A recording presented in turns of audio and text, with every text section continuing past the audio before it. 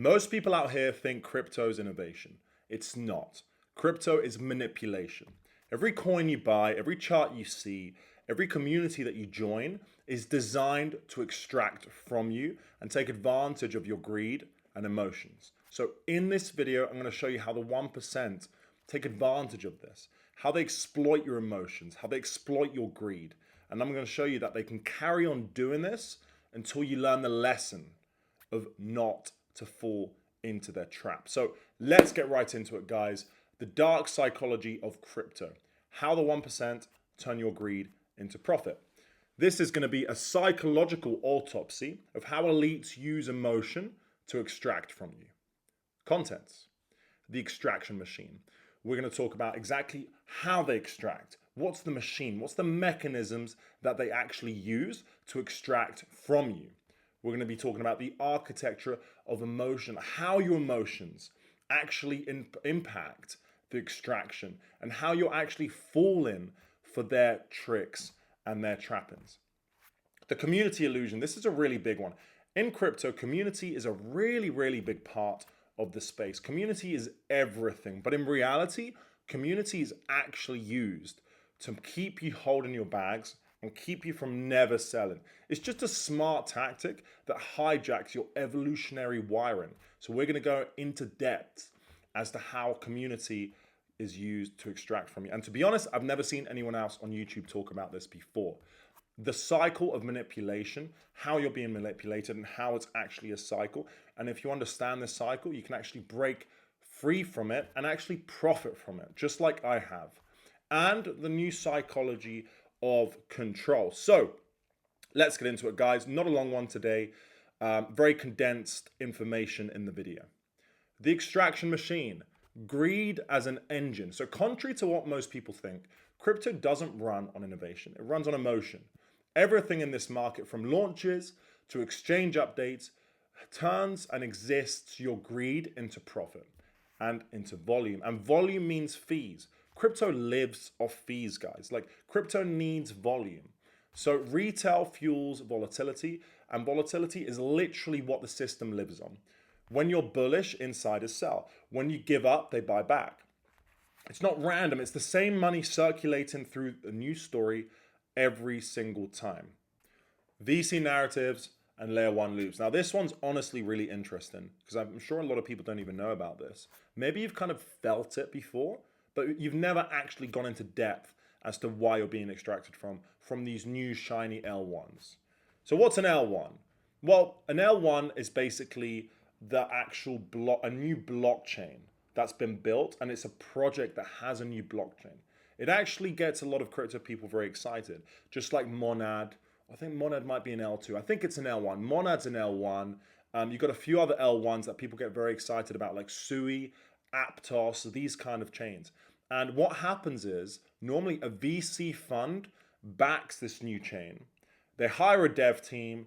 They fill your feed with buzzwords. They pay a load of KOLs. They talk about parallel blockchains, infinite scalability, the next Solana killer, just like we have with Sui. So Monad, Aptos, and Sui, their names that are positioned, waiting for the liquidity to arrive. And what happens is, you think it's organic discovery, but it's actually a distribution plan with perfect timing. Narratives don't appear by chance. They're designed to keep the crowd dreaming so that someone else can keep selling, and that's the game. So these guys sit around a room, they say, okay, we want to make a load of money. How are we going to do this? Okay, let's create parallel blockchains so it's slightly quicker than the last blockchain. Let's get a load of KOLs in. Let's get a developer team to make all of this new technology, because it is new tech that needs to be built. But in reality, how useful is it? If a transaction takes me 0.1 seconds on one chain, and then their chain is like 5 times quicker, how much do I really care? I don't care that much. It's an excuse for them to make money. And that's exactly why they do it. So it's important to see through that. That's a big extraction machine. Platforms as traps. Projects like Pump Fund turned extraction literally into a game. They allow anyone to create a token. They promise that anyone can win. But the system knows exactly who it's built for. It's built for young men, maybe men like you if you're a young man listening to this, with a small amount of capital and big dreams of freedom. It sells them risk, because risk is the only route that they believe they have left to make it. And what feels like empowerment is really just extraction for elites. They manipulate this desire for freedom and wealth, and in order to make you risk even more and therefore to extract from you, because the more risk you take on, the higher the chance of losing your money by definition. So every token created, every trade made, every moment of hope is monetized. And it's not the market anymore, it's a dopamine machine with a price feed attached. And that's the worst thing about pump fund. And I think there was a stat about pump fund would actually show that I think 1 in 10,000 coins, like they all went to zero. Nearly no one makes any money from pump fund. It's purely an extraction machine for a group of disillusioned young men who want a better future, who want to have freedom and have a good financial future. And the only way they believe they can make it there is by gambling on these platforms. And in my opinion, it's very, very sad. And these people, they need a system. They need education to actually know how to make money, because you can make money in crypto, but this isn't the way, and it's just an extraction machine. Volatility as product. Volatility isn't a bug of the system. It's fundamental to, and it's a business model. Exchanges earn from churn, KOLs from attention, teams from hype. The incentive structure makes all of these elites start to put volatility in the market and to manipulate the market in order for you to actually engage with the market. They want engagement in the market. So they don't even care if you make money or not. They just need you to keep playing. So this is the liquidity pyramid. Lovely diagram, if I say so myself. You got here narratives, exchanges, VCs, extraction, and this is us. Hopefully not us, getting extracted from here. Greed rises, profit concentrates. Unfortunately, that's the same with every single system. The architecture of emotion, reflexivity is design. Emotion is the architecture holding this whole system together. Price goes up, people believe, price goes up again. And that's the meme. You guys have probably heard it before in crypto. It's called price goes up, the tech gets better. Because when price goes up of like an L1, people start to buy because they think, oh, because it's gone up, it means it's better. No, it doesn't. But that's what just people believe. So the truth is that, it's the truth that defines the market. And insiders understand it better than everyone else. So they know that you don't need fundamentals when you can actually engineer belief. A few coordinated tweets, a well-timed update, and suddenly the chart becomes a prophecy. Once momentum takes over, logic no longer matters, the emotion carries itself, and you get the greater fool fallacy. Belief is liquidity. Liquidity doesn't come from money. It actually comes from confidence. Once people believe a token is going to go up, they make it go higher. And that's why every single bull run starts with headlines and hype before the product even exists. So the crowd thinks they're early to something revolutionary, but in reality, they're just early to someone else's exit. Every KOL, which is a key opinion leader, by the way, these are the influencers for crypto, who tells you to have conviction isn't wrong. Conviction is powerful, but what they never say is that conviction is also the things that makes the bags valuable. Emotion as data.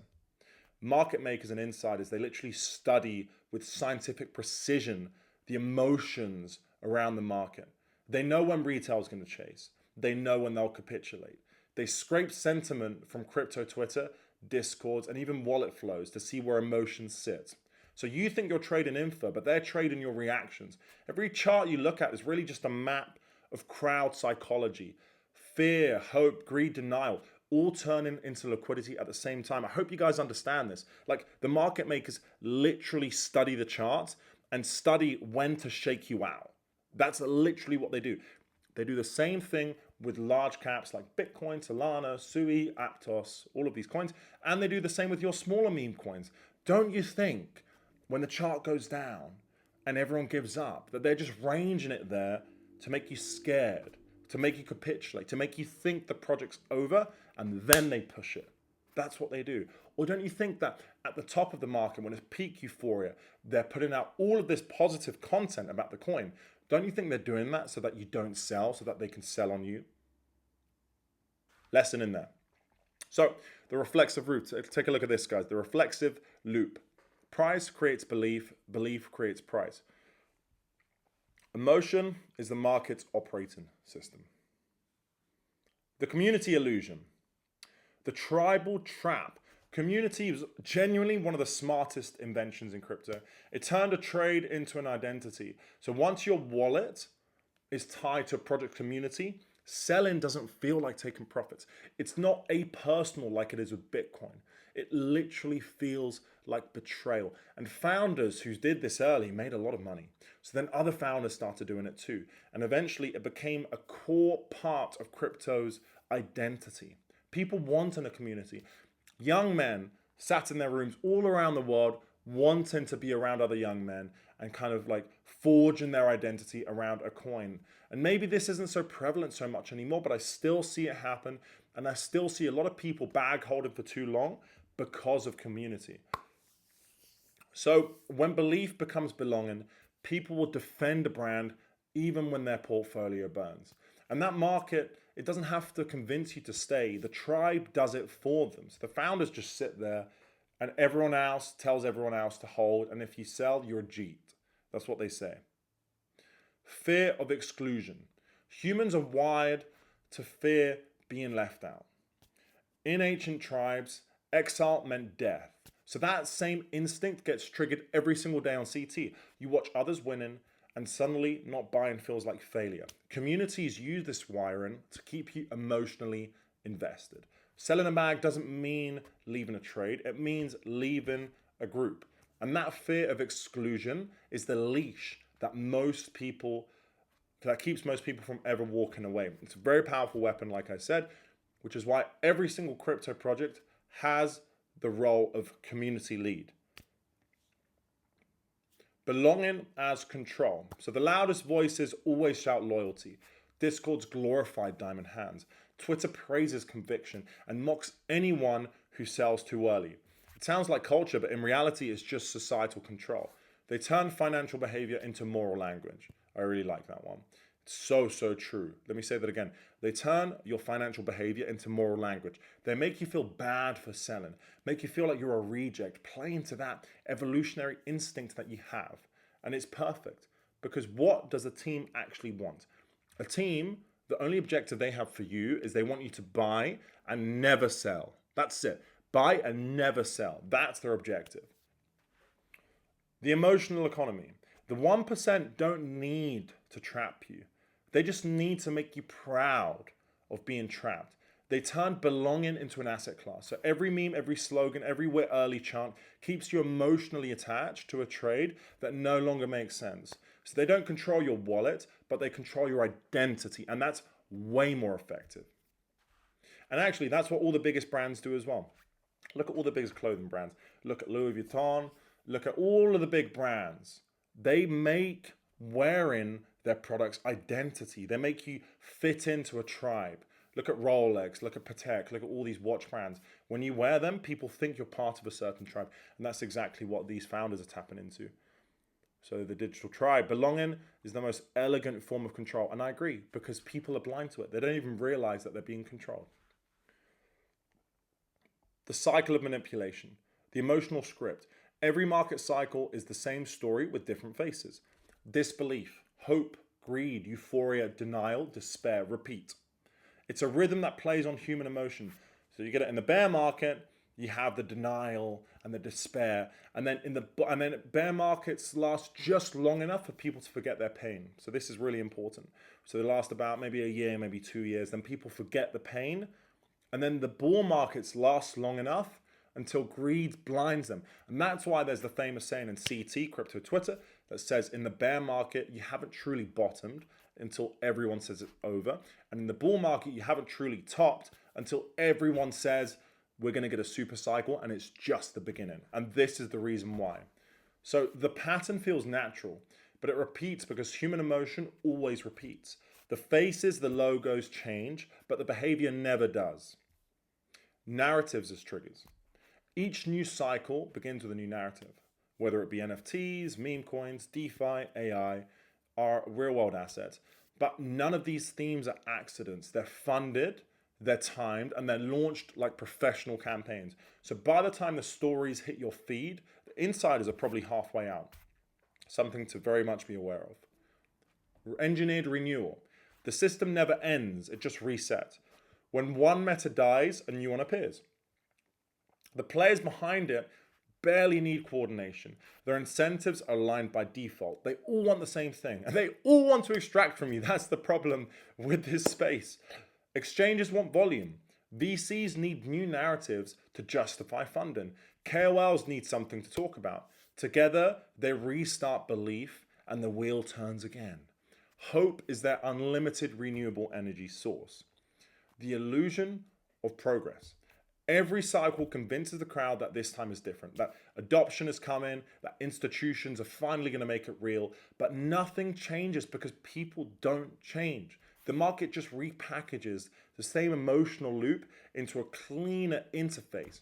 And what looks like progress is just greed on different rails. This last point is a very, very important point, guys. So this is the emotional clock. And the thing that you have to realize is that this is a cycle that happens every single cycle. You have to be aware of this. When everyone's in despair, when they're in disbelief, you have to do the opposite. That's the only way that you can actually escape this extraction, because you can escape it, but you need to begin playing the game that the elites play instead of playing the game that all the sheep play. That's a very, very important point. The new psychology of control, emotional neutrality. So who wins, guys? Like, how can you actually win this game? Because what we've gone through so far is a little bit cynical. You know, we've talked about the crypto market in a very objective manner, in a cynical manner, if you ask me, but you can win. And I'm testament that you can win, because I've made a lot of money in crypto, and because I understood the game and I actually played it properly. I didn't follow the sheep. I went my own way. I was buying in the bear market. I was taking profit into euphoria. I did things properly. So we're going to talk a little bit about that here. So the people that win long term, they aren't the smartest, but they are the calmest. So they buy when everyone's given up. They sell when everyone feels invincible. It's very, very hard to do. They don't fight the market's emotions. They stand still while everyone else swings between fear and euphoria. The secret isn't prediction, it's control. In a world built on reaction, being calm is genuinely a superpower. Awareness as immunity. So these videos are very important for you guys, because once you start really understanding the mechanism of how the back end works, you can finally relax and you can finally start playing the game, but from a point and understanding of awareness. And that's so much more powerful, because awareness turns you from a participant to an observer. You stop feeding the machine and start watching it work. And then you can start playing from a place of power. Operating above emotion. You need to treat emotion as data, not instruction. So I still get scared at the bottom of charts, but I see that as data. When the chart's bottoming, I realize that it's probably one, very bad time to sell if I'm still holding anything, which sometimes happens. Two, probably a good opportunity to buy. So you need to use your own emotions and the crowd emotions as data. And this is important because you actually want to align with the elite instead of aligning with the masses like I did before. And finally, the final realization is that crypto was never about decentralization or freedom. It was always about control through emotion and not authority. And even the smartest people fall victim when they start to feel too much. The market punishes emotion in all forms. It extracts from your emotion. Hope, fear, conviction, greed. The less you feel, the more clearly you see. And that's when you finally stop being the product. So the market doesn't punish greed. It actually depends on greed. Emotion is built into the system, and the 1% have smartly learned how to exploit it. And once you see that, belief ends and strategy begins. Hope you enjoyed the video, guys. Leave any questions down below. I answer every single one of them, and I hope you guys have an amazing day. Bye-bye.